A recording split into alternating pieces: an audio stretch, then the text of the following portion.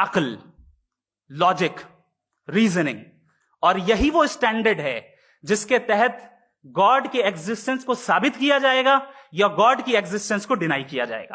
لیکن چونکہ یہ بہت امپورٹنٹ اور سینسٹیو ٹاپک ہے, اس لیے لاجیکل آرگیومنٹ بھی ایسا ہونا چاہیے جو ڈیفینیٹو ہو, انڈیفینیٹو نہ ہو, جو 2 اور 2 4 کی طرح بالکل واضح ہو, جسے لاجیکلی ریجیکٹ کرنا پاسبل نہیں ہو. فار ایگزامپل ہم کہیں ہمارے ریسپیکٹڈ مسٹر سوربھ صاحب یہ ایک انسان ہے اور تمام انسان کانشیس بینگ ہے, لہذا نتیجہ کیا نکلا, ہمارے سوربھ صاحب بھی کانشیس بینگ ہے. کیا یہ انڈیفینٹ آرگیومنٹ ہے یا ڈیفینٹ آرگیومنٹ ہے؟ یہ ڈیفینٹ آرگیومنٹ ہے. یہ 2 اور 2 کی طرح واضح ہے, اس میں کسی طرح جو ہے لاجیکلی اس کو ریجیکٹ نہیں کیا جا سکتا. تو اگر آج ہمارے جاوید اختر صاحب ایسی کوئی عقلی دلیل اور لاجیکل ایویڈنس دیں خدا کے نہ ہونے پر جو ڈیفینٹ بھی ہو, تو میں یہ اعلان کرتا ہوں کہ یقیناً میں اس ایویڈنس کو قبول کروں گا اور اس پر غور کروں گا. لیکن ساتھ میں یہ بھی اعلان کر دیتا ہوں پریڈکشن کے طور پر کہ ایسا کوئی ڈیفینٹ آرگیومنٹ کوئی نہیں پیش کر سکتا.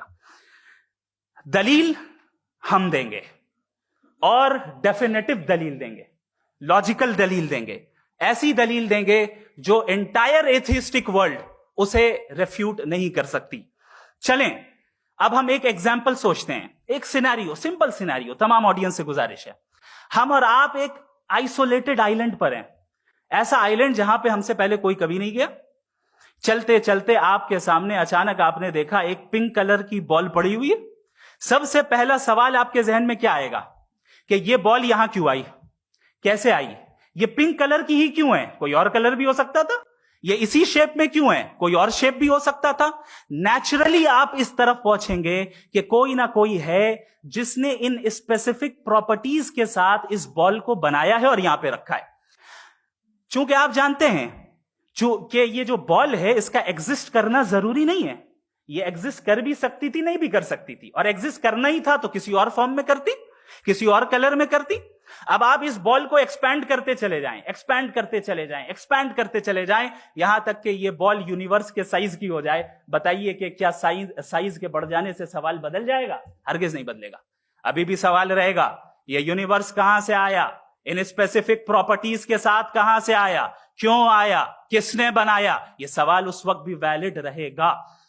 لیکن یہ سوال اگر ہم جناب جاوید اختر صاحب سے کریں تو چونکہ ان کا ورلڈ ویو ایتھیسٹک ہے, اور صرف ان کا نہیں, مطلب جتنے بھی ایتھیسٹ ہیں اور ایتھیسٹک ورلڈ ویو کو رکھنے والے سے اگر آپ یہ سوال کریں کہ یہ یونیورس کہاں سے آیا, تو ان کا جواب یا تو آرگیومنٹ فرام اگنورینس ہوگا یا ڈوگمیٹک ہوگا. یا تو یہ کہیں گے کہ مجھے نہیں پتا کہ یہ کہاں سے آیا, لہذا گاڈ ڈز ناٹ ایگزسٹ, یہ آرگیومنٹ فرام اگنورینس ہے.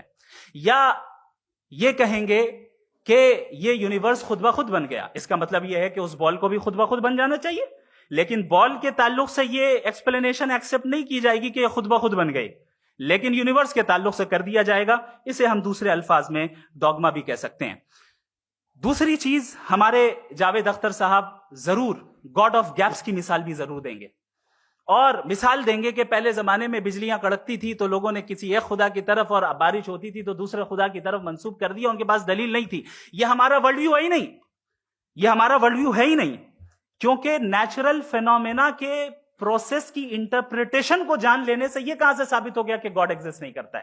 اس پر میں انشاءاللہ ابھی آگے بات کروں گا.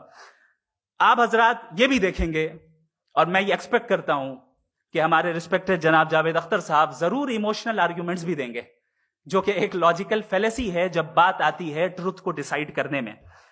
کیوں؟ مثال کے طور پر وہ کہیں گے کہ اگر گاڈ ہے تو ایول کیوں ایگزسٹ کرتا ہے, جبکہ میں کہتا ہوں ایول کا ایگزسٹ کرنا گاڈ کے ایگزسٹ کرنے کی دلیل ہے, اس کے خلاف نہیں ہے. چونکہ اگر گاڈ ہے تو ہم سب اس کے سامنے اکاؤنٹیبل ہیں, اور اگر ہم اکاؤنٹیبل ہیں تو اکاؤنٹیبلٹی کے لیے ایول کا موجود ہونا ضروری ہے, اس کے بغیر ہم اکاؤنٹیبل نہیں ہو سکتے. اور اگر ہم اکاؤنٹیبل نہیں ہیں تو ہم جناب جاوید اختر صاحب سے پوچھیں گے کہ آپ بتائیں کہ پھر سفرنگ اس دنیا میں کیوں ہے, اگر خدا نہیں ہے تو سفرنگ کیوں ہے؟ اور ان لوگوں کے جذبے کا کیا جن کے اندر سفرنگ کے بعد انتقام لینے کا جذبہ پایا جاتا ہے اور وہ اس دنیا سے ایسے ہی چلے گئے؟ کیا ان کی ساری تکلیفیں بیکار چلی جائیں گی؟ اب آ جائیں اسی ایگزامپل کی طرف کہ بال، مجھ سے اگر کوئی پوچھے اس بال کو کس نے بنایا اور یا اس ایکسپینڈڈ بال کو کس نے بنایا، میں کہوں گا کہ چونکہ یہ یونیورس اور اس یونیورس کی تمام چیزیں کانٹینجنٹ ہیں. کانٹینجنٹ ہونے کا مطلب یہ ہوتا ہے کہ جو اپنے ایگزسٹنس پہ کسی کے اوپر ڈیپینڈ کرتی ہو، تو ظاہر ہے یہ یونیورس کانٹینجنٹ ہے. اور اگر کوئی چیز کانٹینجنٹ نہیں ہے تو میں ریکویسٹ کروں گا کہ مجھے دکھا دیں کہ کون سی چیز یونیورس میں کانٹینجنٹ نہیں ہے. ہم بھی ذرا غور کر لیں اور ہم بھی دیکھ لیں. اور جب کانٹینجنٹ چیزیں موجود ہیں تو فلاسفرز کی اصطلاح کے مطابق، ہم اس ٹرمینالوجی کے مطابق ہم اس جگہ تک پہنچتے ہیں اور اس ہستی تک پہنچتے ہیں جسے نیسیسری بینگ کہا جاتا ہے، کہ یہ وہ نیسیسری بینگ ہے جس کا موجود نہ ہونا ناممکن ہو. چونکہ اگر یہ موجود نہ ہو تو ساری چیزیں ایگزسٹنس میں آئیں گی ہی نہیں، اور یہ ساری کانٹینجنٹ چیزیں اسی کے اوپر ڈیپینڈ کرتی ہیں.